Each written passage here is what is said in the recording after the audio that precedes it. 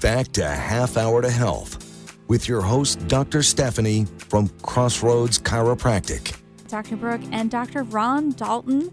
Dr. Ron is an author. He's got several books. In the first half, we were talking about balance, but Dr. Ron, you also have a book about chair yoga. So tell us about chair yoga and how that can help with seniors. Well, I'll tell you, that was one of my favorite books to write, actually. The reason I became interested in it was I have a lot of my older patients who do chair yoga. There's classes everywhere these days for it. And I feel like it's a really great option if you, number one, don't like to exercise, or number two, if you have difficulties with mobility where you feel like you would benefit from just being able to sit down for the entire exercise workout. Mm-hmm. And so what the book actually does, because I have a lot of patients that won't go to a class. You know, they're too embarrassed or they don't want to work in a group of people. So the reason I wrote the book and what it actually does is it outlines 10-minute routines that people can do. All of the exercises are either seated or using a chair for support. So they're super easy to do. And they're designed to address specific problems that seniors deal with. So, for example, there's a 10-minute routine that is just for balance. And then there's a 10-minute routine that just helps with building muscle. Another one for flexibility, for weight loss. So all of the routines that are taught in the book are designed to specifically address one problem that seniors deal with so that they can kind of focus on their particular problem areas. And then there's also beginner and advanced routines so they can progress as they start to get stronger and improve.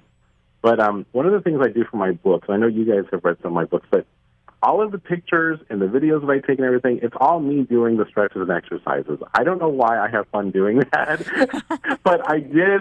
I took all the pictures for this book, and I'll tell you, it's a good workout. Like you would think you're sitting in a chair, so it's not that challenging, but no, honestly, you'll get a good workout if you do some of these routines. But yeah, my patients love it, and I think it's a lot of fun, and I'm just excited that, you know, people are able to stay active even if they have certain physical limitations.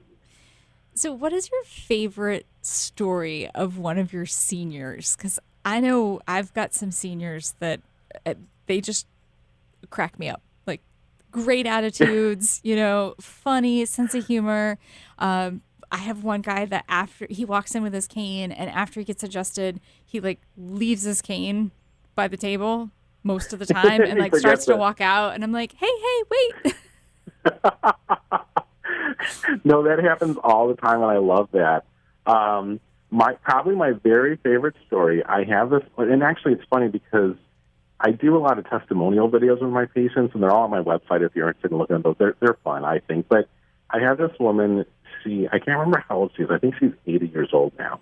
But she can deadlift 300 pounds. No. And I'm dead serious. She's this little older woman, and she's the sweetest thing ever. She always makes me fudge, and I tell her, you got to stop making me fudge, but I love it, so I eat it anyways. But she goes and she works with a trainer. She goes 3 times a week, and so our whole testimonial video was about how she's still able to deadlift 300 pounds. And I'm like, I don't even remember the last time I deadlifted 300 pounds. Right? You know? Ditto. But it's great. But that's also one of the reasons I think I love working with the senior citizens is that some of them are so inspiring. Like, you hear their stories of their lives and what they're doing, and their joy for life at this point. It's just, I just love working with them, honestly. I do too. I feel like I get little pearls of wisdom from my seniors. Exactly. Mm-hmm. Mm-hmm. So tell us about some of the other books that you've got, because I would love for the listeners to get to your website and look around and see what they could learn and maybe some of the books that they could benefit from. Oh, sure. Well, so first of all, the website is drdaulton.com. It's DRDAULTON.com, and there's a link at the top for all my books there. But the very first book I did was a book that teaches people how to heal herniated discs naturally. And that's probably my most popular book. That's what I'm known for, and that was the very first book that I published. And then I have the 2 senior exercise books. I have one on balance exercises and one on the chair yoga routines that we were just talking about. And then I have my most recent book, which is about vagus nerve exercises, which helps dealing with things like, excessive stress, anxiety. They're simple exercises you could do just to calm your nervous system and to put your body into a relaxing, healing state. So, and then I have one book. I can't believe I forgot this one because this is a very popular one too. It's about helping people sleep better. And so it has all kinds of recommendations as far as things that you can do, not only, things in your home or how you can set up your bedroom so you're more comfortable, but all types of different things that can help you sleep more easily. I even talk about nutrition in there and all kinds of things. And all of my books include all of that as well. So sleep is something that seniors will often complain about, like getting up in the middle of the night or having trouble falling asleep or, again, waking up and not being able to fall back to sleep. What are some quick tips for seniors, but also for all of us, about improving sleep? One of the things that really makes a big difference is taking a magnesium supplement before you go to bed. You want to specifically look for magnesium glycinate. I believe there's about, I don't know if it's 10 or 11 different types of magnesium, but magnesium glycinate is, it helps with muscle relaxation and it helps your body sleep more easily because of that. So that's one thing I recommend to patients all the time. Another thing about the magnesium that I should mention since we're on the topic, it's also a really great thing to take if you are the type of person who, after you have a workout, you feel sore afterwards. If you take the magnesium right after your workout, it'll get rid of that soreness really easily. So that's one of the biggest things that I recommend to patients who are struggling with that. But also, there's been a lot of research on nighttime routines. And that's one of the big things that you'll read a lot about. So, for example, I have a lot of patients who want to sit up and watch TV before they go to bed, and that's one of the worst things you can do. You want to try to stop any contact with electronics at least 30 minutes before bed because that blue light, it will keep your brain in an awake state. It makes it a lot harder for you to go to sleep. Mm-hmm. So it's really good to establish a nighttime routine where you stop with the electronics, like I said, at least 30 minutes before you go to bed, and then do something relaxing. So that's a great time to stretch. It's a good time to read a book.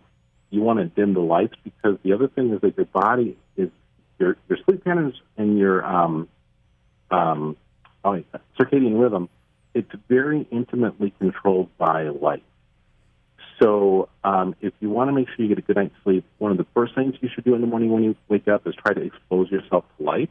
They recommend that you just go outside, walk in the grass, do whatever just to get some sunlight if you can. And if you can't, just turn on the lights in your bedroom. And when you're getting ready for bed at night, one of the biggest cues to your brain to start sleeping is the light calming down. So you want to dim the light if you can while you're doing something relaxing for bed. And that usually makes a huge difference as well. Mm-hmm. And I always tell my practice members to try to get rid of ambient light sources in their bedroom, the hall light that gets left on or the night light or the bathroom light. And then if you have a street light, pull your shade so that you really have a good dark sleeping condition. That is so true. Another thing that I think is really important as well is that when a person, let's say you fall asleep and you wake up and then you can't get back to sleep again, it's not a good idea to just stay in bed. If that happens to you, you want to get up. You don't want to turn on the lights. You don't want to do anything, but that's, you want to do something relaxing at that point. So once again, you can stretch, you can read a book, and then as soon as you feel tired again, then go back to bed. If you lay there without getting up and trying to distract your mind, what tends to happen is that people start to overthink it.